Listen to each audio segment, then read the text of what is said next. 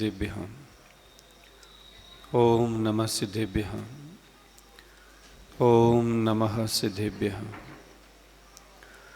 नमो अरिहन्तानं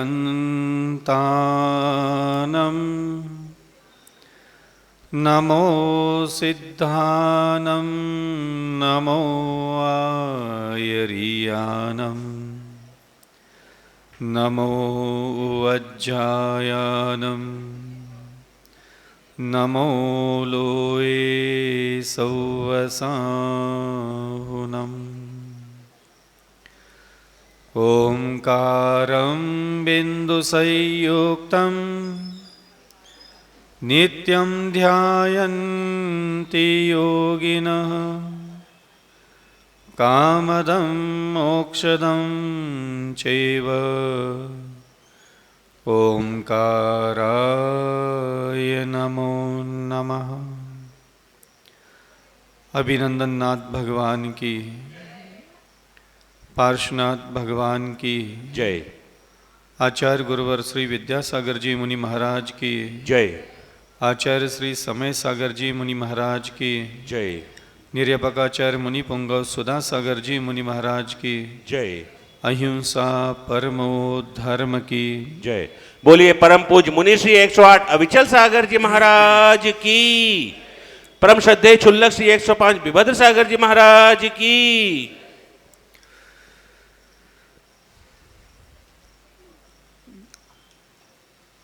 जिनेंद्र भगवान के द्वारा जो उपदेश दिया गया है, जो भी उनकी वाणी से एक एक अक्षर हमारे लिए प्रदान किया गया, उसी के अनुसार हम अपना मन निर्माण करें, वाणी का निर्माण करें और शरीर का भी वैसा ही निर्माण करें। यही उनकी इच्छा थी। किसी भी संसारी जीव को सीधा सीधा मोक्ष नहीं मिलता। साधना से, तपस्या से, आराधना से सीधी सीधी मोक्ष की प्राप्ति नहीं होती। पहले एक शानदार, सुंदर, प्रशंसा के योग्य मन निर्माण होता है, प्रशंसा के योग्य वाणी का निर्माण होता है। और जैसे ही कोई व्यक्ति जिनेंद्र भगवान के उपदेश के अनुसार अपने जीवन का निर्वाह करने के लिए तैयार होता है, कल्याण मंगल के लिए, वैसे सर्वप्रथम उसके शरीर का भी एक सुंदर निर्माण होता है। लेकिन हम लोग ये दिशा, ये दशा, ये भूल करके, भावुक होकर के नाहक ही, अनावश्यक ही हम अनेक प्रकार के धार्मिक अनुष्ठानों में ही अपना कल्याण का रास्ता ढूंढते रह जाते हैं। बहुत कम लोग ऐसे होते हैं जिनको अपनी मन की सुंदरता का निर्माण करने की इच्छा उत्पन्न होती है। बहुत कम ऐसे संसार में जीव होते हैं जिनके अंदर ये ख्याल चालू होना शुरू हो जाता है कि मुझे मेरी वाणी को बहुत गुणवान और शोभा देने वाली निर्माण करना है। दुर्लभ से दुर्लभ करोड़ों धार्मिक व्यक्तियों में भी एकाध व्यक्ति के अंतःकरण में ये इच्छा उत्पन्न होने लग जाती है कि मुझे मेरे शरीर के इंद्रियों को संतुलन में, गुणवान के रूप में उपयोग करना है। आसान होता है अपने मन को भगवान में, मंत्र में, स्तोत्र में, पूजा में, अन्य प्रकार के सारे क्रियाकलापों में निहित करना, निश्चित करना। अन्यथा नहीं है। आपके द्वारा जो भी धार्मिक क्रियाएं, कर्म किए जा रहे हैं, वो सब प्रशंसा के योग्य है। लेकिन शरीर के द्वारा भी धर्म किया जा सकता है, इस तरफ कभी किसी का ध्यान नहीं जाता। थोड़ा बहुत मन में मंत्र, स्तोत्र, पठन पाठन आदि जो भी हम लोगों के कंठस्थ होता है, उसको थोड़ा बड़बड़ा करके, पुटपुटा करके, मन लगा करके, कभी भावुक हो करके, कभी खुशी से पढ़ करके थोड़ा हम लोग अपने आप को आनंदित और संतुष्टित तो कर लेते हैं।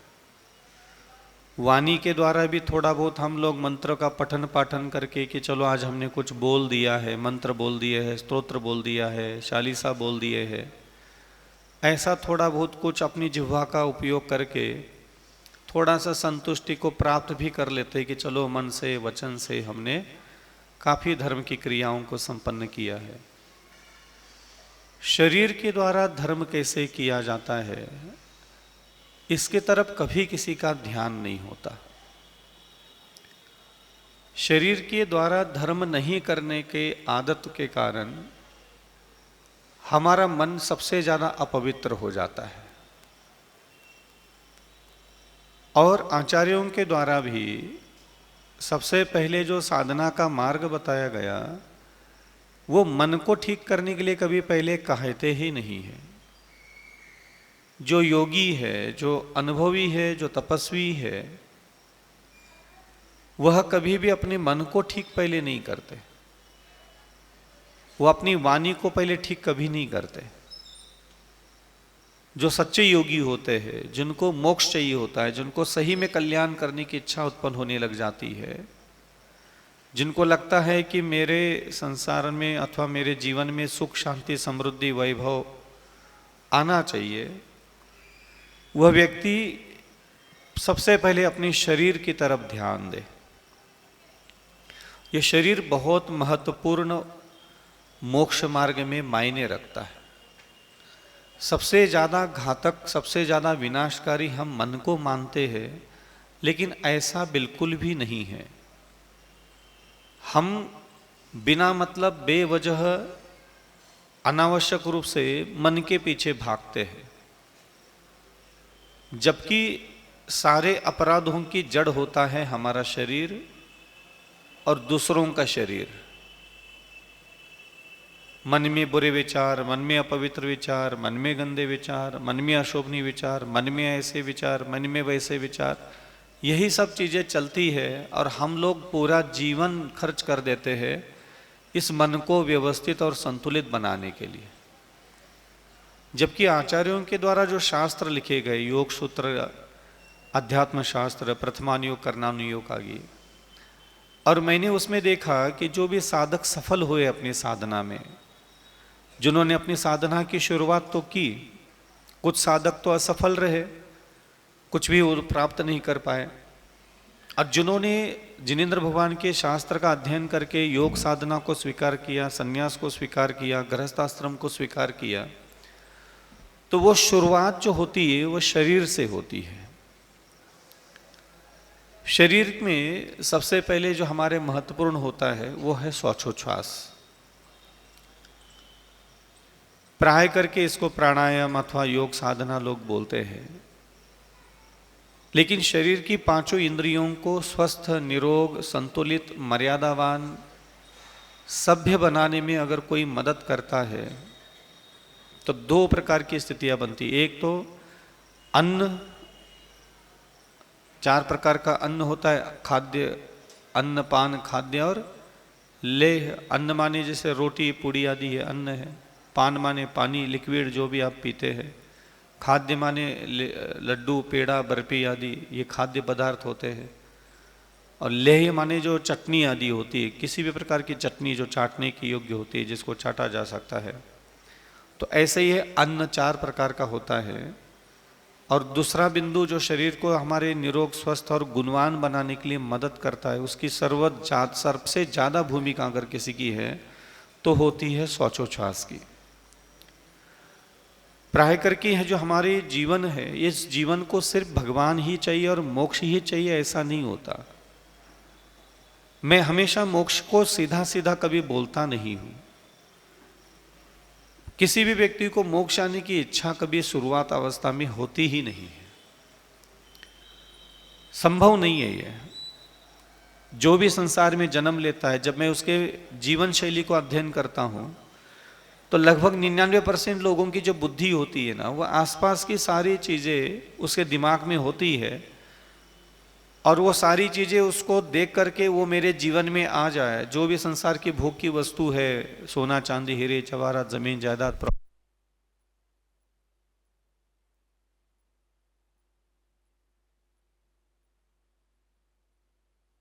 मनुष्य की बुद्धि होती है वो आसपास की सारी चीज़ों को प्राप्त करने में ही पूरी इन्वॉल्व हो जाती है।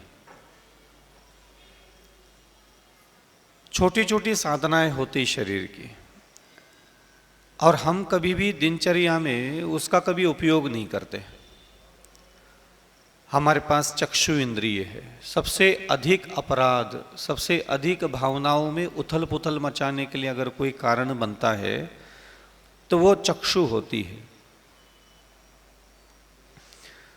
जब तक आप अपनी आंखों को संयमित नहीं बनाओगे, आप एक बात देख लीजिएगा, एक दिन ऐसा गुजार के देख लीजिएगा कि आप बहुत देर तक किसी भी मनुष्य के चेहरे को देखना नहीं है।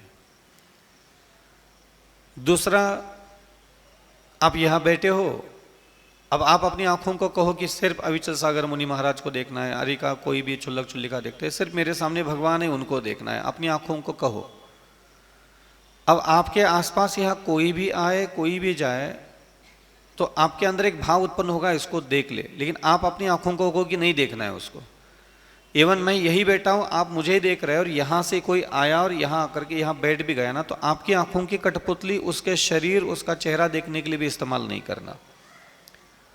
आप थोड़ा आंखों का अनुशासन की तरफ भी ध्यान दीजिएगा।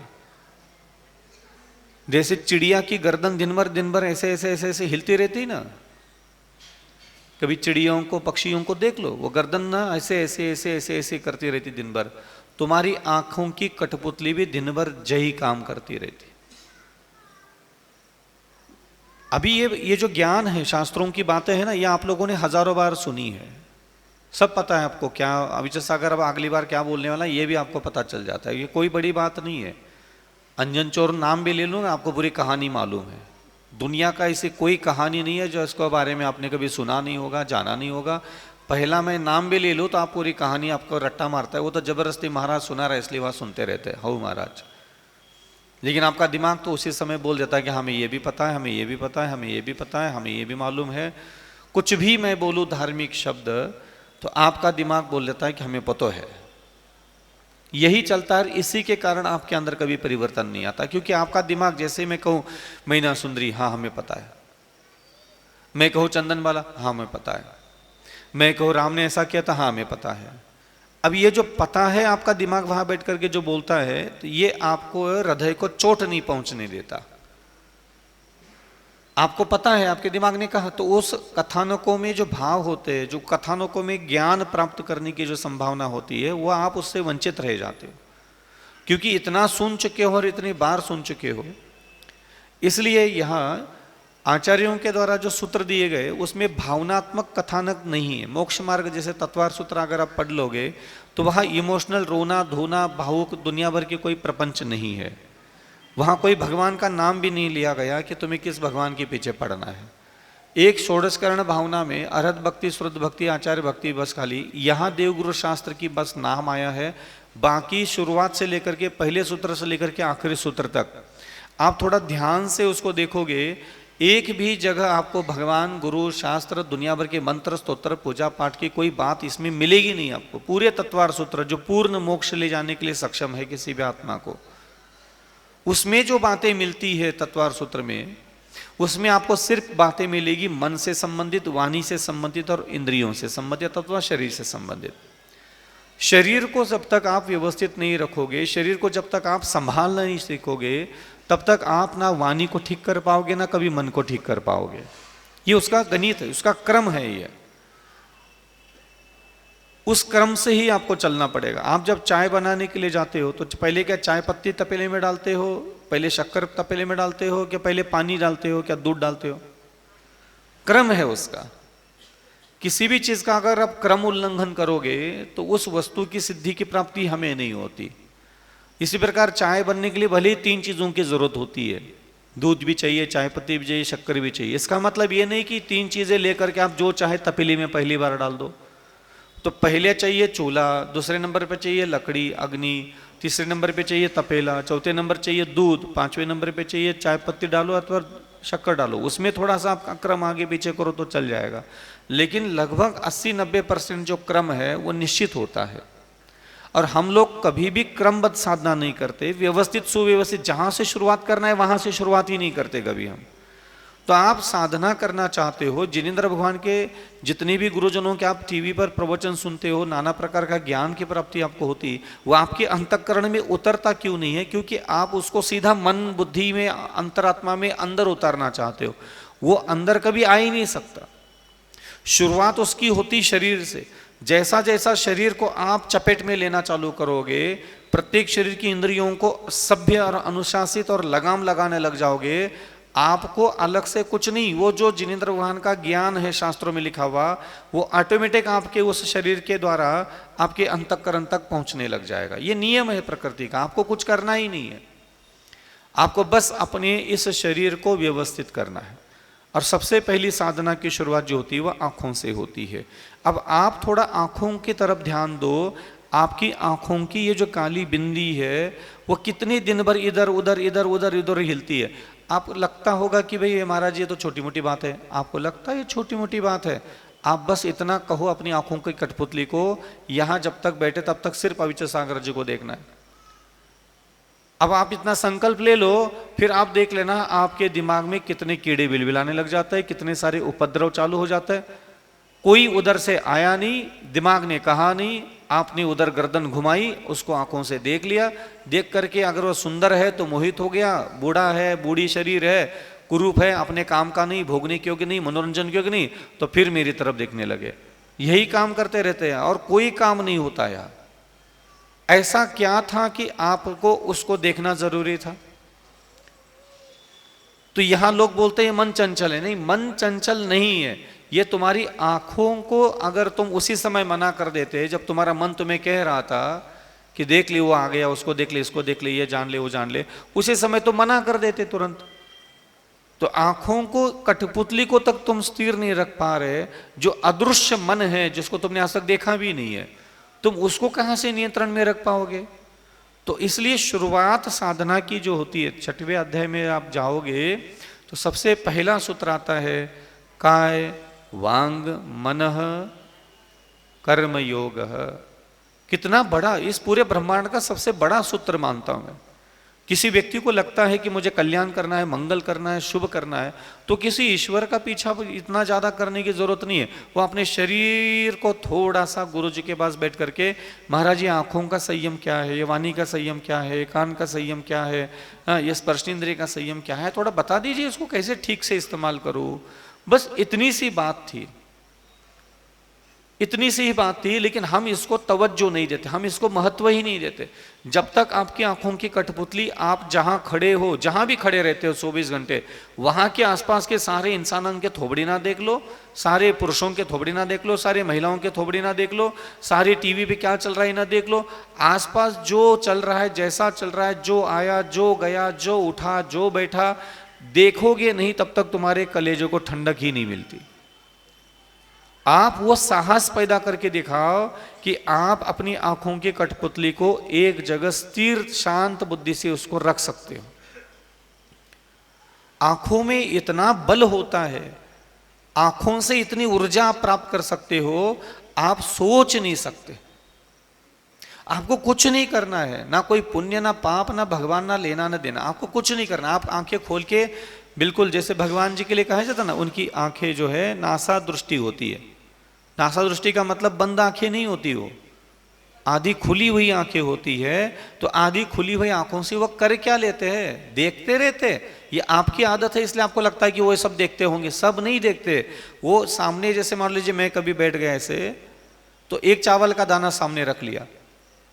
अब आपको ऐसा चावल का दाने को शांति से देखना है कि आपकी आंखों की कठपुतली उस चावल के दाने के बाहर, अगर बगल में कोई चींटी भी गुजर रही है तो उस चींटी को देखने के लिए आंखों की कठपुतली घुमाना नहीं है। समझ में आया मैंने कुछ कहा? मतलब आपने एक लौंग रख लो कोई भी, अब आपको लौंग को देखना है बस। आपका पूरा आंखें खुली है, सब जितनी भी अर्धनिमेश है आपकी, और आपको सामने लौंग रखा है। आप एक 15 मिनट तक बस उस लौंग को देखना है। लौंग के बगल में कोई मक्खी आके बैठ जाए, चिटी आके निकल जाए, आपको उधर आंखों की कठपुतली घुमाना नहीं है, जबकि उसके बगल में है चींटी, लेकिन आपको दिखने में तो आ रही है, लेकिन देखना नहीं है। इतना संयम आपको रोज आंखों का अभ्यास करना पड़ेगा। और रोजमर्रा के जीवन में जब आप घर से जिनालय आते हैं, जिनालय से घर चले जाते हैं, आप संकल्प लीजिए मैं अनावश्यक किसी भी व्यक्ति के मुखमंडल को, किसी भी व्यक्ति के चेहरे को देखूंगा ही नहीं।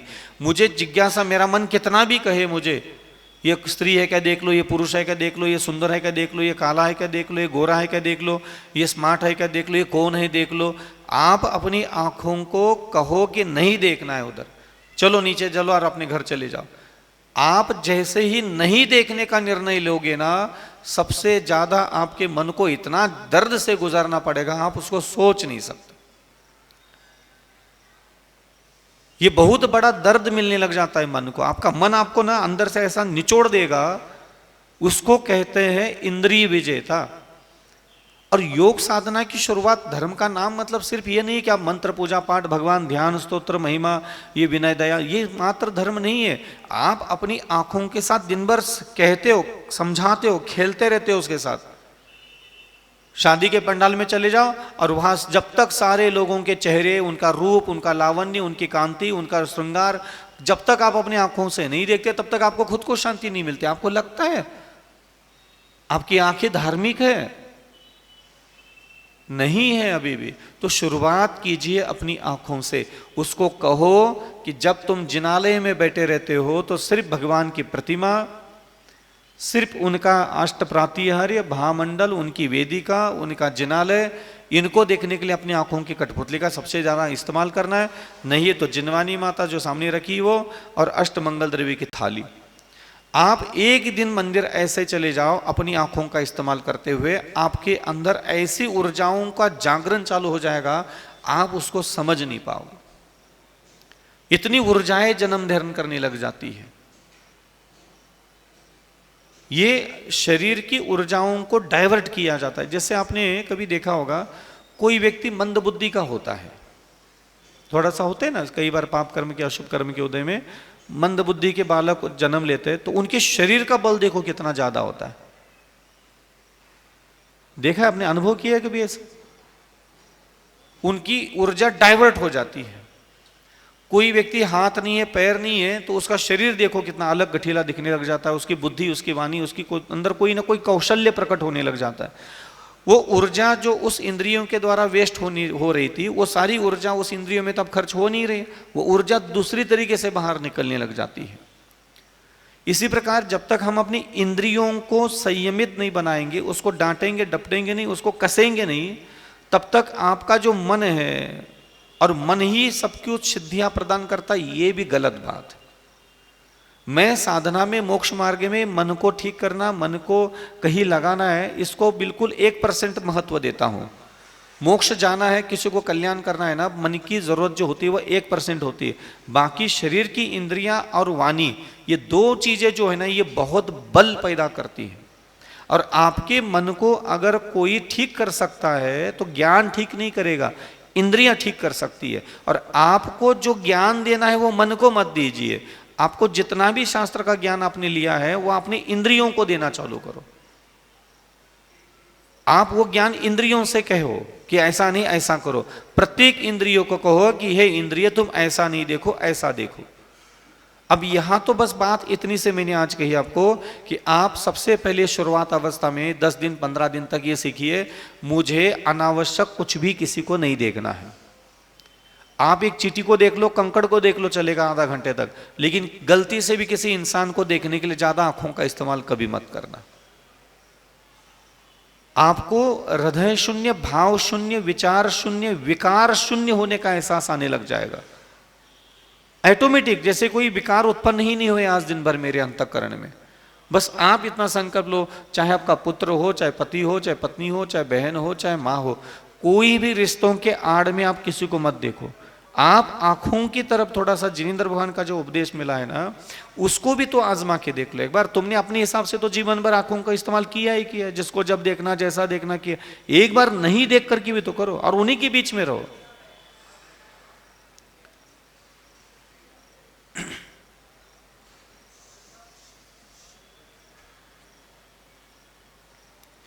एक बार इस्तेमाल नहीं करके देख लो, एक घंटा आप अपनी आंखों को इंसान को देखने के लिए मना करो बस।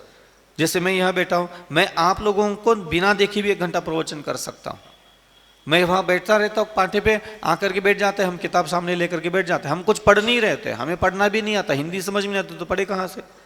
लेकिन हम उसमें एक अक्षर को ही पकड़ लेते हैं और उसी को देखते रह जाते हैं 1 घंटे तक। हाँ, देखते रह जाएंगे, लेकिन बगल में जो इंसान है ना, उसको नहीं देखूंगा, देखना ही नहीं उसको। आप आचार्य श्री को देख लो, जीवन पर्यंत कभी भी कहीं भी बिठा दो आचार्य श्री को, नीचे गर्दन, पलके नीचे, सीधा का नीचे के नीचे। जितना बच सकते हो उतना इंसान के शरीर को देखने से बचो।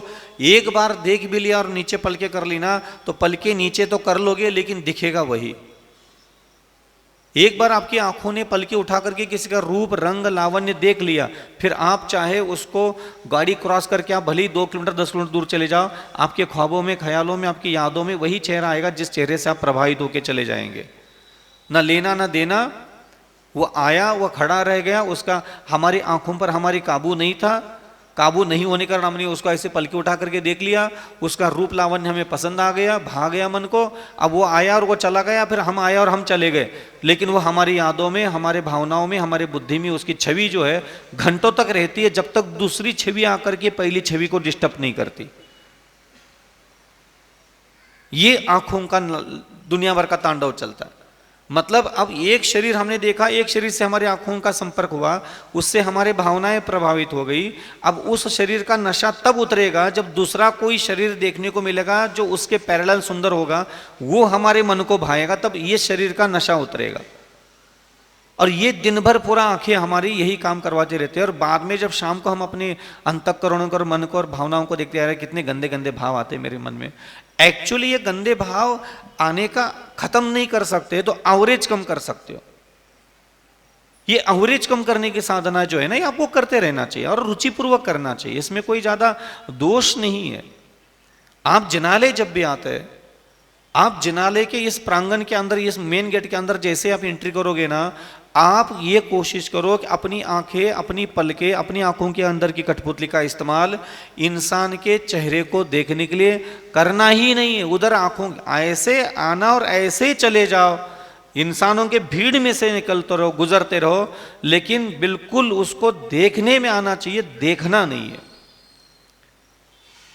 जैसे कि मैं अभी ये कैमरा देख रहा हूं, सामने जो लगा है, देख रहा हूं कैमरा, लेकिन आप सब लोग मुझे दिखने में आ रहे हैं। आप मुझे देखो, देख मुझे रहे हो, लेकिन ये पीछे का डेकोरेशन सब आपको दिखने में आ रहा है। देखना और देखने में आ रहा है, इसमें अंतर है। तो आप देखिए सिर्फ प्रभु की मूर्ति को, आप देखिए सिर्फ प्रभु के समोशरण को, आप देखिए सिर्फ अष्टमंगल के थाली को, आप देखिए सिर्फ जो जिनवानी आप हाथ में रखे उसको, और बाकी सब चीजें आपके दिखने में आ रही है, ऐसा आपको फील होना चाहिए। ये बहुत बहुत बड़ी साधना है, और ये आंखों की साधना है। और हम लोग कभी भी बस खाली गाई भी बिठा दो, बस मंत्र स्तोत्र पूजा पाठ चालू हो जाता है। पूजा में बैठते हैं आप लोग, मंदिर में यहां जब अंदर आते हो, आपको पता नहीं आप कितने अपराध करते हो, लेकिन आपको यह अपराध लगता नहीं है, चैन नहीं पड़ता। अगर आपको ऐसा आंखों का इस्तेमाल करो कि आपके बगल में कौन आया, डगल में कौन गया, बैठ के गया, आपको खबर नहीं लगना चाहिए। लेकिन आप चैन से नहीं बैठ पाते जब तक वहां के सारे लोगों के थोबड़े देखना तुम्हारी आंखों की कठपुतली, तब तक तुम्हारे कलेजे को ठंडक ही नहीं मिलती। इतने दुर्गुणों से भरे पड़े हम लोग हैं। अब यहां मन का कोई दोष है नहीं, मन का कोई यहां दोष नहीं, मन तो बाद में काम कर रहा है ना, पहले तो तुमने देखा। तो पहले आंखें अपराध कर रही है, आंखों से किसी का रूप देखोगे तभी तो मन कहेगा कि यहां पसंद आ गया। तो पहले मन गंदा नहीं होता, पहले गंदा करवाता है आंखें, पहले आंखों पर कंट्रोल नहीं है। तो सबसे पहले आपको मेहनत करना चाहिए मन पर नहीं, पहले मेहनत करना चाहिए चक्षु इंद्रिय पर, वाणी पर, कार्य करने इंद्रिय पर। और इसको एक एक दिन में एक एक अभ्यास के लिए ले लो, हाथ में ले लो, आजमा के देख लो। हम जिस कुल में पैदा हुए हैं वो जितेंद्रियों का कुल है। हम जिस जात में पैदा हुए हैं वहां के महापुरुषों ने अपनी शरीर की इंद्रियों को संयमित किया, अनुशासित किया, सभ्य बनाया, उसका अंकुश लगाया है उन पर, और तब जाकर के वो विश्व विजेता बनकर के 3 लोक के नाथ बने। और हम लोग उसकी ABCD ई तक नहीं जानते कि शुरुआत हुई क्या नहीं हुई, बस जात में पैदा हो गए, बचपन से लेकर के मरते दम तक ये सम्यक दर्शन, मिथ्या दर्शन, ये पुण्य आ गो, पाप आ गो, दोष लग गो, ये लग गो, उते लग गो, सम्मेशेखर जी महान है, सोनागिरी जी महान है, चांदकड़ी महान है, ये सारी बातों में इतने उलझ गए। अब हमें एहसास आने लग जाता है इतना दान धर्म पूजा पाठ करने के बाद कि हमारा तो कल्याण होने ही वाला है। आप हालत देख लो खुद की, अवस्थाएं देख लो खुद की, इंद्रियों की क्या है, इतनी मरियल टाइप है, इतनी मलिन है ये, इतना अशोभनीय, इतनी अनर्गल, इस पर कभी कोई एक सुई की नोक का बराबर भी अंकुश नहीं है अभी भी उस पे। और कहीं अपने जात के भगवान पूछ करके, कोई अपने जात के गुरु को गुरु मान करके अपना बस छातीडी में अपना टैटू निकाल करके बैठ गया, बोले हो ठीक है हमारा तो हो ही रहा है, इतना आस्था, इतना विश्वास है, अटूट विश्वास है हमारा। क्या करोगे उस अटूट विश्वास का? अटूट विश्वास है, बहुत श्रद्धा है, बहुत मानता हूं भगवान को, बहुत मानता हूं मैं गुरु को, तो मान करके करोगे क्या? तुम कब नहीं माने? अनंत बार तुम जैन धर्म में पैदा हुए, क्या अनंत बार नहीं माने भगवान को? क्या अनंत बार नहीं माने गुरु को? क्या अनंत बार जयकारा नहीं लगाए भगवान की? और अभी तो 80 साल की उम्र में तुम इतने डिंगे मार रहे हो। तुम्हें तो 2-2 करोड़ वर्षों की उम्र मिली है, 10-10 हजार वर्ष, 1-1 लाख वर्ष, 84-84 लाख वर्ष की उम्र के साथ तुम जैन धर्म में पैदा होकर के क्या तुम पर आस्था नहीं रख पाए होंगे? तो इसलिए शुरुआत कभी नहीं की। मुनि बनने के बाद भी कोई चक्षु इंद्रिय पर विजय प्राप्त करने का अभ्यास करने के लिए मेहनत करे, आपको दुनिया में नहीं मिलेगा। प्रैक्टिकल कोई साधना कर रहा है कि कोई साधक अपने चक्षु इंद्रिय पर लगाम लगाने के लिए कोई मेहनत कर रहा है, आपको कभी नहीं मिलेगा। दुनिया में आपको उपवास करने वाले, तीर्थवंदना करने वाले, मंत्र पढ़ने वाले, स्तोत्र पढ़ने वाले गली गली में मिलेंगे। कोई आपको ऐसी साधना में लीन हुआ जो चक्षु इंद्रिय की मेहनत कर रहा है कि नहीं मुझे मेरे चक्षु इंद्रिय पर विजय प्राप्त करना है, मुझे मेरी कर्नेंद्रिय पर विजय प्राप्त करना है, मुझे मेरी वाणी पर विजय प्राप्त करना है, इसलिए कोई मेहनत करता हुआ आपको कभी नहीं मिलेगा। क्योंकि इस तरफ ध्यान ही नहीं किसी का। उनको तो यही लगता है हम तो मुनि बन गए, हम तो बस हमारी कर्म निजरा हो रही है, हमारा तो ये हो रहा है, हमारा तो हो रहा है, आप हमें अच्छा मान लो, हम मोक्ष जा रहे हैं। आप ऐसा मान ही लेते हो, हम तो मुनि बनने के बाद आप तो मान ही लेते हो। आपकी मजबूरी है मानना कि हम मुनि बन करके बैठे तो महाराज तो मोक्ष जा रहा है, मान के बैठे हो। तो आप ऐसा मान के बैठे हो कि हम मोक्ष जा रहे हैं, और हम मान के बैठे कि हम मुनि बने तो हमारा फोकट में काम होने वाला है। तो ये सब मानने में जाता नहीं मैं कभी ज्यादा। आस्था अपनी जगह है, लेकिन प्रैक्टिकल साधनाएं जहां करना चाहिए वहां हम बिल्कुल फेलियर है। तो कोशिश करें आप एक दिन ऐसा गुजारो जिस दिन आपने किसी भी मनुष्यों के भीड़ में दिन भर रहे, लेकिन उनके चेहरे को देखने के लिए अपनी आंखों की कठपुतली उठाई नहीं। ऐसा क्या है कि आपको किसी भी इंसान का चेहरा देखना पड़ता है, ये पहले बताओ। क्या ऐसी मजबूरी है? दुकान में बैठ, दुकान चला कोई बात नहीं, और मान लो अचानक दिखने में आ गया किसका चेहरा, तो क्या करें? 2 सेकंड से ज्यादा किसी भी इंसान का चेहरा नहीं देखना। 2 सेकंड देख ली, 1-2 बस हो गया। अब पल के नीचे घुमा, पूरी साड़ी ले ले, कपड़ा ले ले, दुकान में जो सामान ले रहा है लेने ले, उसके चेहरे की तरफ ध्यान नहीं देना। आपको क्या लगता है दुकानदारी नहीं चलेगी? बहुत अच्छी चलेगी, बहुत शानदार चलेगी, सोच नहीं सकती उतनी चलेगी। क्यों? जितने समय तक तुम पहले रूप लावण्य का, उसका मानसिक आनंद ले रहे थे उसके शरीर का, उसको तो पता नहीं है तुम उसके शरीर का रूप लावण्य का, उतने समय तक तुम अपने आप को पाप से भर रहे थे, भर ही रहे थे अपने आप को पाप से। तुम या तो बोल दो कि नहीं मैं पाप नहीं कमाता किसी को देख करके, उतना तुम्हारा दिन भर का कम से कम 50, 100, 200 चेहरों को देख करके जो पापासर होने वाला था वो सीधा पाप का रास्ता बंद हो गया तुम्हारा, और तुम्हारे दिन बदलने में अब टाइम नहीं लगेगा। अब टाइम नहीं लगेगा क्योंकि पाप के आने के रास्ते तुमने खत्म कर दिए। अब उतना ही पाप तुम्हारे पास है जो तुमने पहले संचित किया है, उतना ही तुम्हारे पास है, अब नया नहीं आएगा। और निरंतर नित्य निरंतर गृहस्थ अवस्था में रह करके भी हमें अपनी आंखों पर विजय प्राप्त कर लेना चाहिए। मत करो अपनी आंखों का इस्तेमाल किसी को अनावश्यक मन। तुरंत अभी जा रहे, जाते जाते कोई गाड़ी आ गई, देखना ही नहीं किसी गाड़ी को, सीधा रोड देखना और चुपचाप चलते रहना आगे। हम भी जाते हैं आहार चर्या के लिए, ऐसे अंजलि बांध करके नीचे देख करके, कई बार ऐसा मन हमें कहता है इसको देख लिया उसको देख लिया, नहीं देखना नहीं देखना, गाड़ी गई, ये गाड़ी गई, वो गाड़ी गई, हमें देखना ही नहीं, कौन दुकानी आ गई, किसकी दुकानी आ गई, किसकी गाड़ी गई, क्या गाड़ी गई, हमें संसार देखने की इच्छा ही नहीं होना चाहिए। आंखों को कहो ही नहीं कि तुम्हें कुछ नहीं देखना है, तुम्हें बस खाली चार हाथ आगे देखना है। जिनेंद्र भगवान के वचनों का पीछा करो। तुम अपने मन का पीछा करते हो, जा रहे हैं इसकी दुकान भी देख ली, उसका बोर्ड भी पढ़ लिया, ये भी देख लिया, वो भी देख लिया, सब देख लिया, तुम्हें सब देखने की पड़ी रहती है। अपनी आंखों को कहो तुम्हें कुछ नहीं देखना है, उसको कहो एक बार धीरे से अंदर ही अंदर, आप अपने मन को बोल के देख लो, ये आंखें आज के बाद तुझे कुछ नहीं देखना है संसार का, बोल के देख लो एक बार अभी बैठे बैठे, तुम्हें कुछ नहीं देखना है, बस देखना ही नहीं। कुछ घर में भी गए तो कुछ नहीं देखना है, किसी इंसान को नहीं देखना है तुम्हें। दिखने में आ जाए चलेगा, मैं भी तो यहाँ बैठा हूं, मैं भी तो देख रहा हूं, ऐसा तो है नहीं कि दिखने भी नहीं आएंगे, आंखें खुली है तो दिखने में, तो देखने का इंटेंशन पैदा मत करो अब मुझे उसको देखना है। ये छोटी छोटी मानसिक साधना और ऐन्द्रिक साधना करने लग जाओगे तो आपका बहुत मन संतुलन में आने लग जाएगा, अपराध की जो मात्राएं होती है वो कम होने लग जाएगी। और दूसरा साधना जो महत्वपूर्ण है मोक्ष मार्ग में, एक चक्षु का, और दूसरी साधना आती है श्वासोच्छ्वास की साधना, अनुलोम करना, विलोम करना, ये तो प्राणायाम में आता है। जो हमारे श्वास लेने का वेग है ये हमेशा कम होना चाहिए।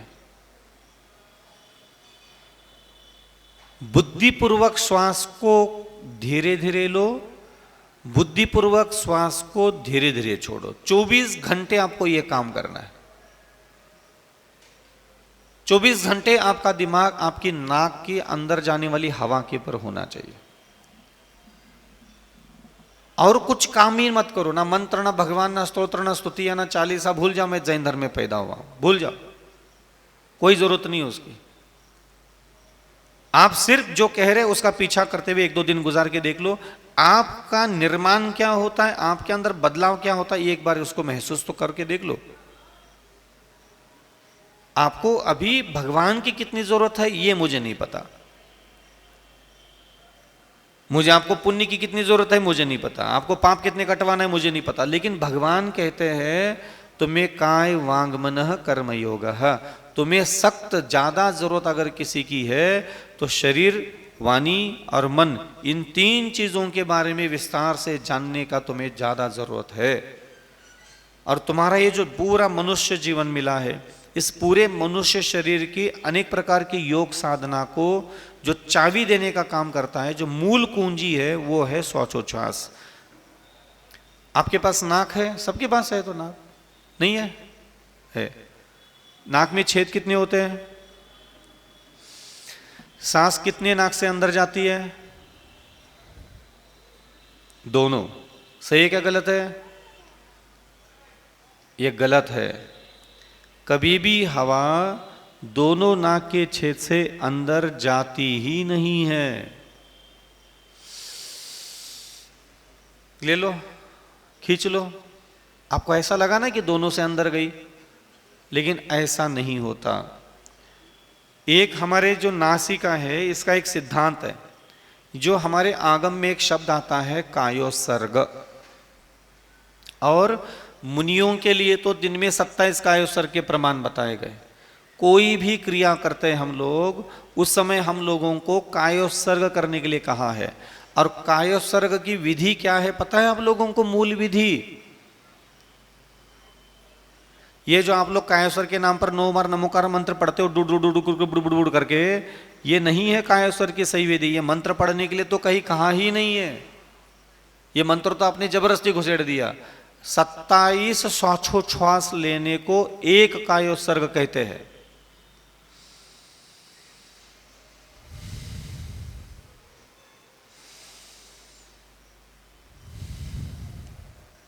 एक बार अंदर लेना, एक बार छोड़ दिया। इसको एक श्वास और एक उच्छ्वास। तो श्वास माने अंदर लेना, उच्छ्वास माने बाहर छोड़ना। तो श्वासोच्छ्वास का मतलब एक।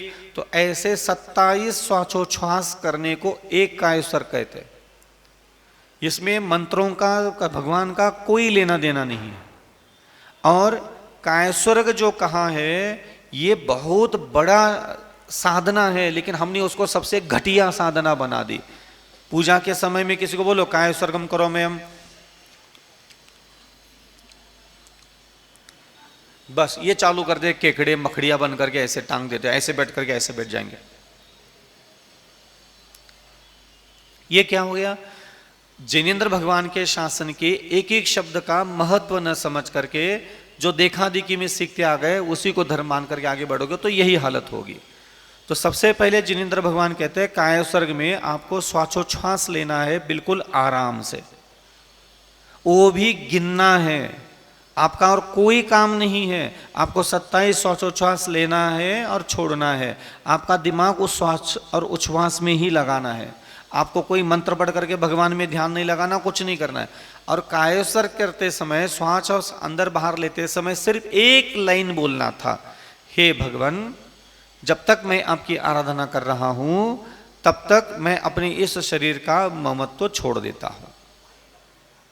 एक लाइन आपको बोलना था और कुछ है नहीं। काय माने शरीर, उत्सर्ग माने छोड़ना, तो शरीर को छोड़ देना। तो शरीर को छोड़ देना क्या छोड़ देना होता है? तो यहां शरीर को छोड़ने का मतलब कोई प्राण छोड़ना, आत्मा निकालना नहीं है। यहां ममत्व भाव, आसक्ति का भाव।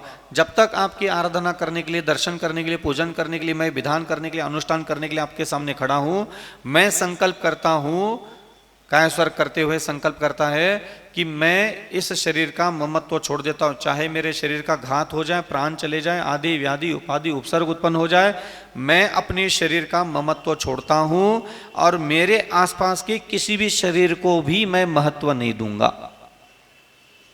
काय उत्सर्ग, समझ में आ रहा है कुछ कह रहा हूं? काय माने शरीर, उत्सर्ग माने छोड़ दिया। मैं अपने शरीर का ममत्व छोड़ देता हूं और मेरे अगल बगल में स्त्री का शरीर, पुरुष का शरीर है, उसके प्रति भी मेरी कोई भी कामना नहीं कि मैं उसको देख लूं, जान लूं, समझ लूं, अवलोकन करूं। जो साधक वहां खड़ा रह करके जिनेंद्र भगवान के सामने प्रतिज्ञा ले रहा है, मैं अपने शरीर का ममत्व छोड़ता हूं और 27 श्वासोच्छ्वास बिल्कुल धीरे से लेकर के धीरे से छोड़ रहा है, वो इतना गंभीर होता है, इतना मजबूत होता चला जाता है, उसका संकल्प शक्ति इतनी प्रचंड बनती है जिसके कारण अब वो जब आंखें खोलता है 27 श्वासोच्छ्वास के बाद, वो सिर्फ जिनबिंबों को देखता है, जिनवानी को देखता है, अष्टमंगल द्रव्य को देखता है। वो अपने आसपास के किसी भी मनुष्य के शरीर को महत्व नहीं देता कि मुझे उनको देखना है, मुझे उनको जानना है, वो कौन है, क्या है। आपको चैन नहीं पड़ती। ये देखो, मैं यही बैठा हूं, एक बच्चा आके बैठेगा, 4 लोगों ने उसका थोबड़ा देख लिया। आपको लगता है ये कोई पाप नहीं किया आपने? पाप से भी बड़ा पाप है ये, लेकिन ये आपको ये पाप नहीं लगता। क्यों? देख के तो लिया था महाराज, आपके क्या बिगड़ गया? लेकिन वो तो बच्चा था, पता चल गया, इसलिए आपकी आंखों में सात्विकता आ गई। और वही अगर आपने देख लिया और वो सुंदर स्त्री थी, सुंदर पुरुष होता, तो क्या कर लेते? उसको बहन मान लेते? है हिम्मत इतनी? उसको भाई मान लेते? है हिम्मत इतनी? ये होता है नहीं देखने का और देखने का नतीजा। चैन नहीं पड़ता, कोई कहीं से गुजरे और तुम्हारी आंखें उसको ना देखे, संभव ही नहीं है। इसीलिए ये श्वासोच्छ्वास की साधना हमें बताई गई। और हमारी जो राइट तरफ की नासिका का छेद है उसको सूर्य स्वर कहते हैं, और हमारी दाएं तरफ का जो नाक का छेद है उसको चंद्र स्वर कहते हैं। इसको चालू स्वर, बंद स्वर भी अनेक प्रकार के, बहुत बड़ा विज्ञान है श्वासोच्छ्वास का। सिर्फ श्वासोच्छ्वास के ऊपर हजारों शास्त्र लिखे जा सकते हैं, इतना गंभीर, इतना जरूरी विषय होता है।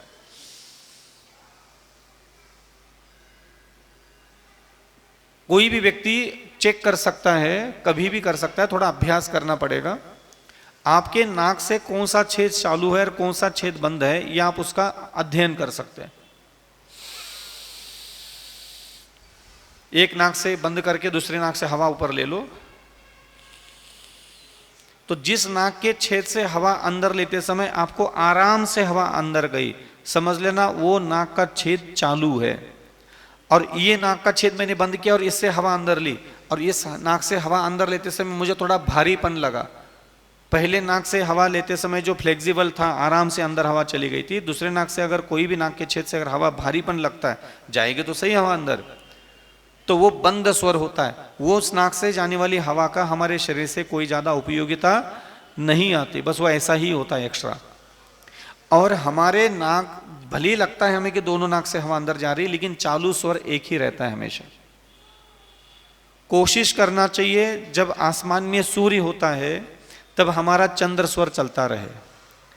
कोशिश यह करे कि जब आसमान में सायंकाल से लेकर के प्रातःकाल तक जब आसमान में चंद्रमा होता है तब हमारा शरीर का सूर्य स्वर चले। सूर्य स्वर माने राइट वाला और चंद्र स्वर माने लेफ्ट वाला। जो भी संसार के मांगलिक कार्य है, पूजन है, पाठ है, जाप है, स्तुति है, वंदना है, तीर्थ वंदना है, आराधना है, दान है, ये सारे के सारे मांगलिक जितने भी संसार के कार्य होंगे ये सब आपको चंद्र स्वर में करना होता है। भोजन करना, मलमूत्र विसर्जन करना, क्रोध करना, युद्ध करने के लिए जाना, आक्रामक कोई भी कार्य है, कोई भी बुरे काम होते हैं, मलिन कार्य होते हैं, वो सारे के सारे कार्य किस में होते हैं? चंद्र स्वर में ही होते हैं।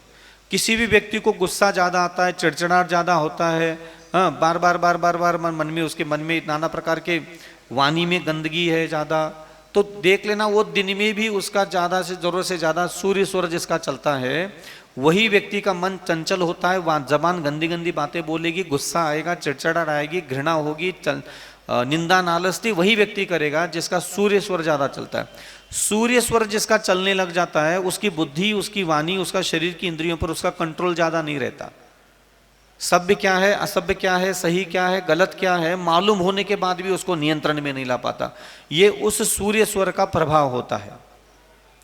और जो व्यक्ति इसका ज्ञान प्राप्त कर लेता है, जान लेता है एक बार कि भाई सूर्य स्वर में स्वभाव अपना ऐसा होता है, नियम है ये, कोई भी व्यक्ति ब्रह्मांड का कोई भी क्यों ना हो, चाहे मुनि हो, चाहे आचार्य हो, चाहे उपाध्याय हो, अगर उसको ये ज्ञान है और उसका सूर्य स्वर चल रहा है, सूर्य स्वर चल रहा है मतलब वो कुछ भी उटपटांग ही करेगा, वो कोई भी संयम का काम कभी कर ही नहीं सकता, संभव ही नहीं है उसके लिए। इसलिए मुनियों को सूर्य स्वर चलाने के लिए कहा सायंकाल के समय, और रात्रि होती उनको मौन ले लिया। रात्रि होती चलना बंद, रात्रि होती भी किसी से संपर्क नहीं करना। क्यों? क्योंकि सूर्य स्वर में आंखें, वाणी, बुद्धि, इंद्रियां हम कभी भी स्वयं के नियंत्रण में रखने की संभावनाएं कम होती है। और दिन के उजाले से लेकर के सायंकाल तक आसमान में सूर्य होता है तो हम दिन भर चंद्र स्वर चलाते हैं। तो चंद्र स्वर में बुद्धि का संचालन, मन का संचालन, वाणी का संचालन, इंद्रियों का संचालन, ज्ञान प्राप्त करना है, भक्ति करना है, मंत्रोच्चारण करना आदि करना है, सत्कर्म हमें करना है, दया धर्म का हमें पालन करना है। हम अगर चंद्र स्वर अगर चालू रखते हैं तो ये आसानी से जिनेंद्र भगवान की वाणी का हम लोग पालन भी कर पाते हैं और उसका निश्चय दृढ़ साधना भी हो जाती है। इसलिए कोशिश करना चाहिए कि सूर्य स्वर और चंद्र स्वर की पहचान करके, आप लोग अभी मॉडर्न ज़माने में हो, आपके पास यूट्यूब चैनल भी है, गूगल भी है, पुस्तक भी मार्केट से मंगा करके थोड़ा एक बार पढ़ लेना चाहिए। सिर्फ प्रवचनों के भरोसे जीवन नहीं गुजारना, थोड़ा अध्ययन कर लेना चाहिए, थोड़ा पुस्तिकाओं का पाठन भी, क्योंकि प्रवचनों में हम पूरी पुस्तक की A to Z लाइनें, A to Z सिद्धांत नहीं प्रकट, कोई भी नहीं व्यक्ति बोल सकता। इसलिए जो कुछ भी आपको कभी बिंदु समझ में आता है, उस बिंदु से जुड़ा हुआ कोई पुस्तिका कही हो तो उसका पूरा अध्ययन कर लेना चाहिए। भाई ये क्या है, ये स्वर विज्ञान क्या है, ये बहुत काम का महत्वपूर्ण विषय है। गृहस्थों को तो ये स्वर विज्ञान तो बिल्कुल कंठस्थ होना चाहिए। अब आपको सबसे पहली शिक्षा ये देना चाहूंगा कि स्वर की पहचान कैसे करें। तो जब मैंने आपको शुरू में कहा कि आप कभी भी इसकी पहचान कर सकते हो,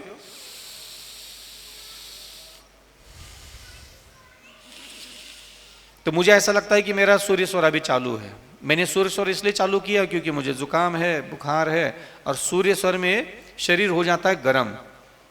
अगर मैं अभी चंद्र स्वर चालू करूंगा तो मेरा जुकाम और बढ़ेगा, मेरा बुखार और बढ़ेगा, मेरी बीमारी और बढ़ेगी। ये बहुत सारी चीजें हैं, इसलिए तो मैंने अभी सुबह से इसको सूर्य स्वर में रखा है ताकि ये हमेशा शरीर की तपन को बनाए रखे। आपको रखना है, अगर आपका शरीर स्वस्थ है तो आपको रखना है चंद्र स्वर। तो चंद्र स्वर का मतलब ये स्वर। अगर मान लीजिए आपने चेक किया और आपको लगता है कि ये सूर्य स्वर चालू है, तो चंद्र स्वर चालू कैसे करोगे? तो या तो आप ठंडे पानी से चेहरा धो लीजिए, पहला काम है। दूसरा, थोड़ा सा इस करवट लेट जाइए।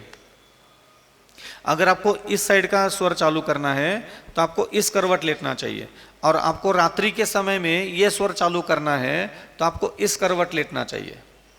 तो मुनियों के बारे में आपने सुना होगा, मुनि महाराज हमेशा एक करवट निद्रा लेते हैं। तो एक करवट निद्रा लेते क्यों लेते हैं? क्योंकि उनको निरंतर सूर्य स्वर चालू रखना होता है पूरी निद्रा में। तो रात्रि के समय जब मुनि महाराज निद्रा ले लेते हैं और वो इस करवट लेते हैं तो उनका कुछ समय के बाद चालू होता है ऑटोमेटिक सूर्य स्वर। सूर्य स्वर चालू होने के बाद रात्रि के समय में एक तो दिन भर जितनी आपकी थकान होगी, जितना भी मेहनत करते हैं, जितना भी आपका श्रम होता है, उसकी जो निद्रा आपको 8 घंटे 10 घंटे नींद चाहिए होती है, एक तो आपको सूर्य स्वर में लेट जाओगे, सूर्य स्वर चालू करके लेट जाओगे अथवा लेटने के बाद सूर्य स्वर चालू हो जाएगा तो आपको निद्रा की आवश्यकता ज़्यादा नहीं पड़ेगी। 3 घंटे 4 घंटे 5 घंटे में आपकी पूरी निद्रा भी पूरी हो जाती है और शरीर की पूरी थकान भी मिट जाती है। ये उस सूर्य स्वर का प्रभाव होता है। और दूसरा, शरीर में जो अन्न गया जल गया है, ये पाचन क्षमता बढ़ाने का जो काम करता है अन्न को, और इंद्रियों तक स्वस्थ रस पहुंचाने का जो काम करता है वो सूर्य स्वर ही करता है। इसलिए आप लोगों को रात्रि भोजन के लिए मना किया गया। रात्रि में अगर आप सूर्यास्त के बाद भोजन करोगे, पेट में अन्न डालोगे और उस समय अगर आपका सूर्य स्वर चालू करोगे तो वो सूर्य स्वर आपके भोजन पचाने में आपको मदद नहीं करेगा। तो आपको भोजन डालने के लिए कहा 6 बजे सूर्यास्त के पहले, सूर्यास्त के बाद फिर आपको चालू करना है सूर्य स्वर।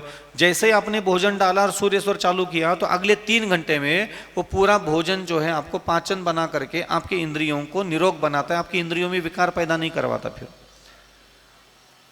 ये उसका योग साधना से ताल्लुक है। इसलिए योग साधना में श्वासोच्छ्वास को लेकर के थोड़ा सा आप गंभीर बनिए। जरूरी है ये स्वर विज्ञान के बारे में थोड़ा बहुत आपको मालूम होना चाहिए। तो चंद्र स्वर जो है वो दिन के उजाले में रखना चाहिए और सूर्य स्वर आपको जो है रखना चाहिए। तो इसकी तरफ ज़्यादा ध्यान देना है तो दे भी सकते हैं, नहीं दे रहे तो इतना तो कर सकते हैं कि रात्रि में सोते समय आपको इस करवट लेटना है, बस इतना कीजिए। आप इस करवट में लेटोगे तो आपकी जितनी भी शरीर में, देखो पाप कर्म के उदय में सारे प्रकार के रोग, सारे प्रकार के आदि व्याधि सबको उत्पन्न होगी। कर्म के उदय में जो रोग उत्पन्न हो रहा है उसको होने दो, लेकिन हमारे पास ऐसी विद्या, ऐसा ज्ञान भी होना चाहिए ताकि हम उस आने वाले उस कर्म के उदय को भी टाल सके। तो जितनी भी शुगर है, जितनी भी बीपी है, जितनी भी घबराहट, बेचैनी, एंजाइटी जो भी आपको होती है, अनेक प्रकार की मानसिक शारीरिक विधि, वो आपकी पूरी खत्म हो जाएगी 1-2 महीने में, अगर आप रात्रि के समय में लगातार सूर्य स्वर के अनुकूल लेट जाते हो। हाँ, रात्रि में सोते सोते करवट बदल गए उस पर कोई कुछ नहीं कर सकता, लेकिन आप जिम्मेदारी लीजिए कि आप सोते समय इस करवट लेटोगे। और सुबह सूर्योदय से लेकर के सूर्यास्त तक कोशिश करें कि आपका चंद्र स्वर चलना चाहिए। तो आप दिन भर नजर रखिए कि आपका चंद्र स्वर ही चलना चाहिए। चंद्र स्वर में कोई भी, जैसे मान लीजिए कोई व्यक्ति, जैसे मेरे सामने किताब लेके मैं बैठा हूं, कोई भी बच्चा है पढ़ने के लिए बैठता है और वो एक पेज पढ़ता है तो उसको याद नहीं होता, उसको 20 बार पढ़ने के बाद याद होता है मान लो कोई चीज, तो समझ लेना वो सूर्य स्वर में पढ़ रहा है। अगर कोई बालक बालिका पढ़ने के लिए बैठ जाए चंद्र स्वर चालू करके, तो जो चीज उसको 10 बार पढ़ने के बाद याद होने वाली थी उसको 3 बार पढ़ने के बाद याद हो जाएगी। और चंद्र स्वर में किया हुआ अध्ययन कभी भी विस्मृत नहीं होता, लंबे समय तक उसकी भाव, उसकी शब्द संरचना एक्चुअली याद भली ना रहे लेकिन उसका पूरा सार उसके दिमाग में बना रहता है लंबे समय तक। ये चंद्र स्वर में ज्ञानार्जन होता है। पूजन पाठ जाप स्तोत्र मंत्र यंत्र सिद्धियां, जितनी भी दिव्य साधनाएं हैं, मांगलिक साधना, वो सब के सब चंद्र स्वर में ही संपन्न किए जाते हैं। इसलिए श्वासोच्छ्वास के बारे में भी हमें थोड़ा नॉलेज होना चाहिए। तीसरा, गृहस्थ अवस्था में रहते हैं चंद्र स्वर दिन में चालू करे, रात्रि में सूर्य स्वर चालू करे, और दिन भर श्वास लेने समय खाना बनाने के लिए खड़े हो, बर्तन धोने के लिए बैठे हो, झाड़ू लगा रहे हो, कहीं टीवी देखने के लिए बैठे हो, आपको कुछ नहीं करना है। आपको सिर्फ धीरे से सांस लेना है, धीरे से छोड़ना है, आपको कुछ करना ही नहीं है, बिल्कुल आराम से खाना बना रहे हैं,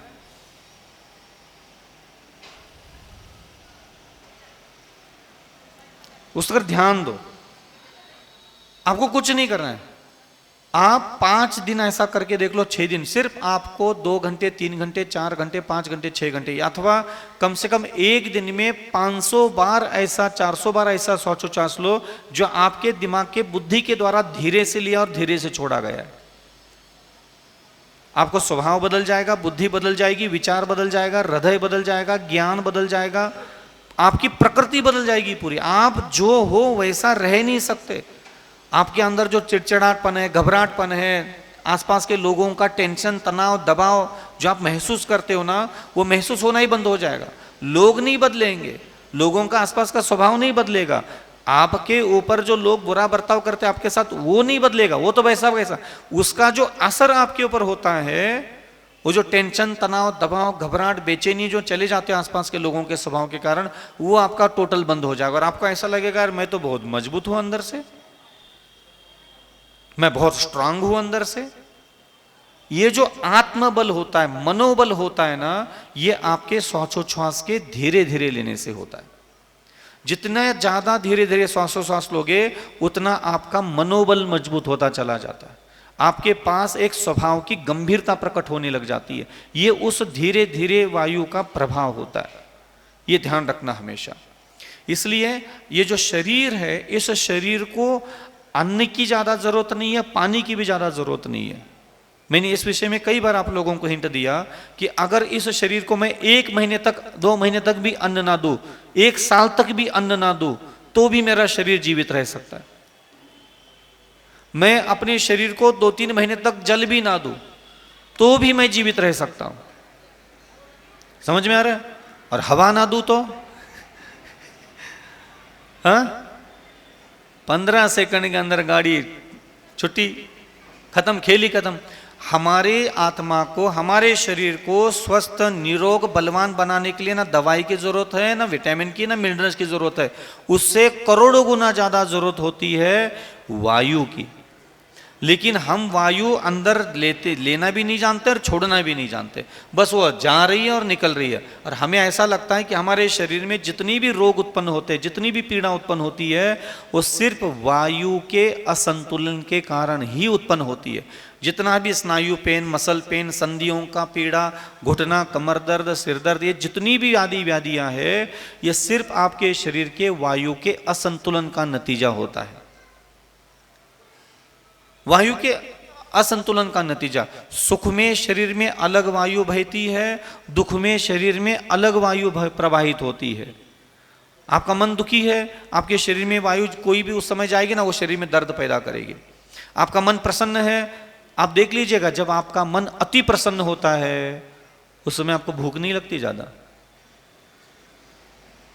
क्योंकि जैसे जैसे प्रसन्नता की वायु शरीर में जाती है, खुशी की वायु अंदर जाती है शरीर में, वो भोजन जल की मात्रा ना पहुंचे उस दिन तो भी पता नहीं चलता। आज दिन भर खाना खाया, इतनी सी सुबह पूड़ी खाई थी दबा करके खड़े खड़े, और 1-2 गिलास पानी पिला, शरीर चल गया, शाम तक टनाटन फ्रेश।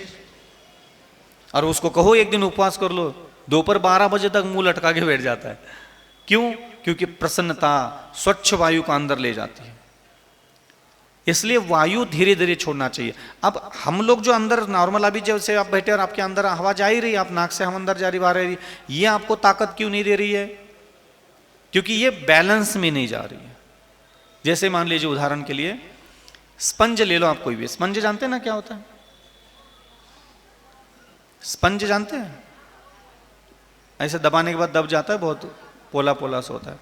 आप उसको ले लो और 1 लोटा पानी लो और 1 फुट की दूरी से पूरा लोटा एक साथ उड़ेल दो।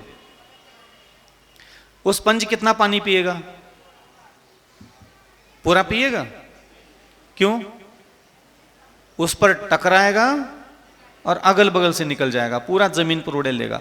अब वो लोटा ले लो और उस पर एक अनुपात से धीरे धीरे बिल्कुल 1 बूंद, 2 बूंद, 3 बूंद, 4 बूंद, 5 बूंद, ऐसे एक बूंद पानी छोड़ते चले जाओ उस स्पंज के ऊपर। अब वो स्पंज क्या करेगा? तो पहला वाला पानी पीने के लिए स्पंज ने मना क्यों किया? उसका जो अनुपात, जिस अनुपात से वो पी सकता है स्पंज, उस अनुपात से हमने उसको वो पानी नहीं दिया। जबकि स्पंज में पानी पीने की क्षमता है, लेकिन जिस वेग से हमें उस पानी तक, वहां स्पंज तक पहुंचाना था, उस वेग से हमने वो पानी वहां नहीं पहुंचाया, इसलिए उस स्पंज ने उसको स्वीकार नहीं किया, तो वो बाहर गया, वेस्टेज गया। तो अभी आप लोग जो हवा शरीर में अंदर डाल रहे हो वो ऐसा ही वेस्टेज वाली है, बस जिंदा रहने के लिए काम आ रही, बाकी उसका कोई निर्माण करने के लिए काम नहीं आ रहा। जिंदा रहने के लिए तो काम आ रहा है, आपके अंदर हवा लेना, बाहर छोड़ना, लेकिन जो आपका निर्माण करना, योग निर्माण करना जिसको बोलते हैं, वो निर्माण करने के लिए आपको बैलेंस में सुव्यवस्थित हवा लेना और सुव्यवस्थित हवा छोड़ना बाहर जरूरी होता है।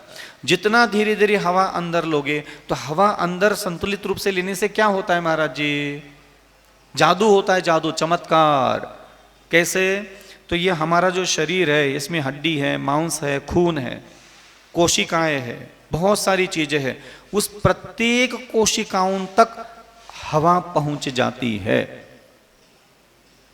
जितना धीरे धीरे सांस लोगे, जैसे स्पंज के प्रत्येक कोने में पानी तभी पहुंचेगा जब उसको आप अनुशासित पानी दोगे। तो स्पंज के कोने कोने में पानी पहुंच जाएगा। जैसे जैसे वो घड़ा, जैसे जैसे वो लोटे का पानी खत्म होता चला जाएगा, आप नीचे देखोगे कि स्पंज के पूरे कोने कोने में पानी पहुंच गया और पूरे लोटे का पानी उस स्पंज के अंदर समा गए, एक बूंद भी जमीन के पास नहीं पहुंचा। इसी प्रकार जितनी धीरे धीरे धीरे आप श्वास लोगे, आपके शरीर की जितनी मांसपेशियां है, कोशिका है, रक्त कणिका है, प्रत्येक कण कण में आप जब वायु पहुंचा देते हो, उसके बाद वह शरीर जिनेंद्र भगवान की आज्ञा का पालन करने के लायक बन जाता है। ये उसका स्वभाव है। उसके पहले तो ये संभव ही नहीं है। उसके पहले तो फिर सब गुड़ गोबर बन जाता है हमारा शरीर। इसलिए ध्यान रखना, वायु को बहुत अच्छे से लेना। घर में बैठे हैं, माला फेर रहे हैं, कुछ भी खाना बना रहे, झाड़ू लगा रहे, घर में कहीं आराम से बैठे, आप तुरंत अभी यहां बैठे 1 घंटा रोज प्रवचन के लिए सुनने के लिए बैठते हो ना, यहां भी यही काम करो। कोई माला नहीं, कोई पूजा नहीं, कोई भगवान नहीं, बैठे हैं,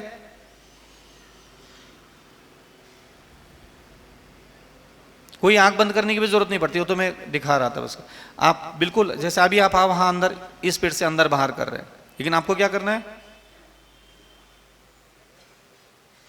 ये नाभि में गया, ये बाहर। जिस सुर से, जिस वेग से अंदर जाएगी, उसी वेग से आपको बाहर लाना। आप यही खेल खेलते रहो, कम से कम 8-10 दिन, 15 दिन आप ये करो, और दिन में 400-500 बार आपको करना है। आपकी पाचन क्षमता बढ़ जाएगी, विचार बदल जाएंगे, भाव बदल जाएंगे, रहन सहन, शरीर का पूरा आपको धीरे धीरे ऐसा लगने लगेगा कि हाँ अब कुछ ठीक हो रहा है, कुछ स्वस्थ हो रहा है, कुछ गंभीरता आ रही है, कुछ अनुशासन आ रहा है, कुछ होने का एहसास आने लग जाता है। अन्यथा हम दिन भर भयभीत रहते हैं, आशंकित रहते हैं, नाना प्रकार की चिंताओं में रहते हैं। ये सारी चिंताएं, घबराहट, बेचैनियां आपके अंदर जो आपको तकलीफ देती है बिना मतलब के, ये सब चीजें खत्म हो जाएगी और आप एक बिल्कुल बिंदास, अभय दान देने वाला, परोपकार करने वाला आत्मा बनकर के सामने आओगे। अभी आप लोगों का कोई चेहरा भी देख लेना, अगर किसी के पास कोई विद्या हो जानने की, तो डर, भय, आतंक, इसके अलावा आपके थोबड़े पे कुछ अभी है ही नहीं। वो दिखता है, क्यों दिखता है? क्योंकि आपके शरीर का वायु का संतुलन ही नहीं होने के कारण वो सारी चीजें वहां प्रकट होने लग जाती है जो आपके हृदय में चल रही है। तो इसलिए आचार्यों ने हमें योग साधना करने के लिए कहा, पहले शरीर को साध लो। शरीर को जैसे जैसे आप साधने लग जाओगे, बाकी की सारी चीजें अपने आप सध जाती है। मन के पीछे दुनिया पड़ी है। मैं आज 20 साल के साधना में कभी मन के पीछे नहीं भागता। मैं कभी मन को ठीक करना, शुद्ध करना, पवित्र करना, धर्म में लगाना, भगवान में लगाना, मंत्र में लगाना, स्तोत्र में लगाना, पूजा में लगाना, जाप में लगाना, मैं कभी उसका इस्तेमाल ही नहीं करता। मैं ध्यान ही नहीं देता, मैं सब काम करता हूं, लेकिन मैं कभी ये सोचता ही नहीं हूं कि मेरा मन इसमें लग जाए। जरूरी नहीं है। सबसे पहले शरीर की तरफ मैं ज्यादा ध्यान देता हूं, मेरी इंद्रिया, और मुझे उसका ज्ञान ले लिया मैंने शास्त्रों से, बस शास्त्र पढ़ना बंद कर दिया, खेल खत्म, मुझे माता चल गया, मुझे करना क्या है। जैसे मान लीजिए 2 लोग इलेक्शन के लिए खड़े हैं, ठीक है, एक पुण्य इलेक्शन के लिए खड़ा है, एक पाप इलेक्शन के लिए खड़ा है, और वोट डालने वाले 3 लोग हैं। वोट कौन डालेंगे? 3 लोग। अब 3 लोग वोटर है, इलेक्शन के लिए खड़े 2 लोग, जीतेगा कौन? जीतने की संभावना किसकी है? जिसको कितने वोट मिलेंगे तो जीतेगा? या तो 3 के 3 वोट जिसको मिलेंगे वो जीतेगा, या फिर 2 वोट जिसको मिलेंगे वो जीतेगा। मान लीजिए पुण्य है और इधर पाप खड़ा है। मेरा जो मन है, मेरे पास वचन है, मेरे पास शरीर है, ये 3 वोटर है। इसमें से मेरे मन ने वोट डाल दिया पाप को, ठीक है, लेकिन मेरी वाणी ने और मेरे शरीर की इंद्रियों ने वोट डाल दिया पुण्य को। जीतेगा कौन? हाँ, मन जरूरत है? वो हमेशा अनंत काल से पाप को वोट डाल रहा है, वो पाप को ही वोट डालेगा। तो सोचेगा कि कभी वो पुण्य को वोट डाले, तो वो डालेगा ही नहीं कभी। और तू 40-50 साल से यही मेहनत कर रहा है कि पहले मेरा मन वोट डाल दे पुण्य को। तो तुम इसी में तुम्हारे मताई मर गई, बापू मर गए, दादू मर गए, मेरा मन इतने नहीं लगत उतने नहीं लगत करके। और मैंने 20 साल से कभी नहीं सोचा कि मेरा मन कभी पुण्य कमा ले, मेरा मन कभी भगवान में लग जाए, मंत्र में लग जाए, स्तोत्र में लग जाए, चालीसा में लग जाए, इसमें लग जाए। मैं कभी सोचता ही नहीं, मुझे जरूरत ही नहीं उसकी। मुझे विजेता बनना है, मुझे मतलब है। और मैं विजेता बनता हूं, पुण्य को वोट डालता हूं मैं इंद्रियों का और वाणी का। ये 2 चीजों का वोट तो मेरा पक्का पुण्य को है। अब क्या होता है, पूरा साम्राज्य तो मैं जीत गया, तो मेरे हाथ में। अब मैं बाद में पीछे से मन को गुलाम करता हूं, क्यों? मैं जीत गया ना, जीत गया, चल मैं जैसा कहता वैसा काम कर। वो पूरा का पूरा वैसा ही काम करने लग जाता है जैसा मैं कहता हूं। इसलिए ध्यान रखना, मन को पहले धर्म में लग जाए ये सोचना बंद करो, और पहले श्वासोच्छ्वास को ठीक करो। मरते दम तक रोज के 300, 400, 500 बार जानबूझ करके दिन के उजाले में बिल्कुल धीरे से सांस लेना और धीरे से छोड़ना है। शरीर की आधी परेशानियां, आधी विपत्तियां, मन की आधी टेंशन तो आपकी सिर्फ श्वासोच्छ्वास से खत्म हो जाएगी। आप देख लीजिए, इतने हम लोग साधु सन्यासी होते, दुनिया निंदा करती, दुनिया आलोचना करती, दुनिया दुनिया भर की बातें फैलाती है। तुम्हारे नाम से इतनी निंदा हो जाए तो तुम आत्महत्या कर लोगे 2 घंटे में। समझ में आ रहा है तुझ में इतनी हिम्मत? पूरे के पूरा आधा देश, कई बार कई साधुओं के पीछे बिना मतलब के आधा भारत पूरा निंदा कर रहा होता है, व्हाट्सएप पे, टीवी पे वीडियो बना बना करके। उनके चेहरे पर कभी सिकन देखी क्या आप लोग? वायु का संतुलन, ये वायु का चक्र का आप ताकत नहीं जानते। अगर इसमें ताकत नहीं होती तो आचार्यों ने कायोत्सर्ग, जो सबसे बड़ा महत्वपूर्ण है, किसी भी शुभ कार्य करने के पहले कायोत्सर्ग करने के लिए कहा, विसर्जन करने के पहले कायोत्सर्ग करने के लिए कहा, उसमें 27 श्वासोच्छ्वासों का ही विधान क्यों दिया? पूरे मूलाचार में कहीं भी कायोत्सर्ग के समय मंत्र उच्चारण का कोई उल्लेख ही नहीं है। श्वासोच्छ्वास क्रिया बताई उन्होंने, इतने श्वासोच्छ्वास प्रमाण कायोस्वर्ग होता है। कायोस्वर्ग का प्रमाण बताया भाई, कितना कायोस्वर्ग क्या करे? 27 श्वासोच्छ्वास प्रमाण, 1 कायोस्वर्ग। तो 9 कायोस्वर्ग करने के लिए कहा, तो 27 श्वासोच्छ्वास को 9 बार पूरा करो। तो ये उसका विधान बताया आचार्यों ने। श्वासोच्छ्वास बहुत बड़ी साधना है, और आप उसको कभी अपने जीवन से अलग मत करना। जितना हो सके उतना आप अपने श्वासोच्छ्वासों को धीरे से लीजिए, धीरे से छोड़िए। घर में बैठिए, कोई जरूरत नहीं कि बैठ करके करना है। खाना बनाते बनाते याद आ गई, अविचल सागर जी ने कहा था श्वासोच्छ्वास धीरे, वही कि भाई 10-20 बार ले लो, फिर अपने काम पे लग जाओ। फिर को फुर्सत लगा कि भाई आप कर सकते हैं, फिर 10-20 बार ले लो, फिर 10-20 बार छोड़ दो। फिर लगा कि भाई काम में लग गए, बिजी हो गए, छोड़ दो, कोई बात नहीं। फिर याद आ गई, बर्तन मांज रहे थे, कोई डिस्टर्ब करने वाला नहीं था, बस बर्तन मांजने का काम चलने दो, श्वासोच्छ्वास धीरे धीरे। वही बैठे बैठे कैसे भी उकड़ू बैठो, कुकड़ू बैठो, हमें कोई लेना देना नहीं है। तुम झाड़ू लगा रहे हो जो करके, हमें कोई लेना देना है, पोछा लगा रहे, हमें कोई लेना देना है। तुम बस श्वासोच्छ्वास धीरे से लो और धीरे से छोड़ो। अलग से तुम्हें अगर बैठ के करने के लिए कहो तो तुम 7 जन्म में ना करने वाले। समझ में आ रहे हैं ना? तो जो तुम्हारा रूटीन का काम है तुम उसमें इसकी आदत डाल दो। कोई व्यक्ति गाड़ी चला रहा है, 4 व्हीलर चला रहा है, 2 व्हीलर चला रहा है, वो 2 व्हीलर चलाते चलाते करे, दुकान के काउंटर पे बैठा है, कुर्सी पे बैठा है, वही बैठा बैठा बैठा श्वासोच्छ्वास को कम ज्यादा करना चालू करो। आप 5 दिन करके देख लो, 200-200 बार। आपकी बुद्धि, आपका स्वभाव आपको खुद कहने लग जाएगी कि मैं वही हूं। 4 दिन पहले इतना टेंशन, तनाव, दबाव, घबराहट में था, वो कहां चले गए सारी?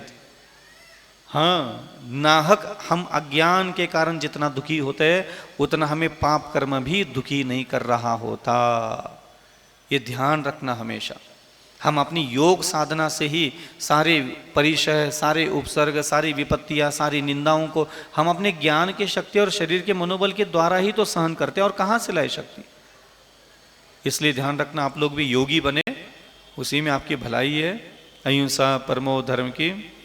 आचार्य गुरु श्री विद्यासागर जी मुनि महाराज की, आचार्य श्री समय सागर जी मुनि महाराज की जय, निर्यापकाचार्य मुनि पंगो सुधा सागर जी मुनि महाराज की जय, अहिंसा परमो धर्म की जय। परम पूज्य मुनि श्री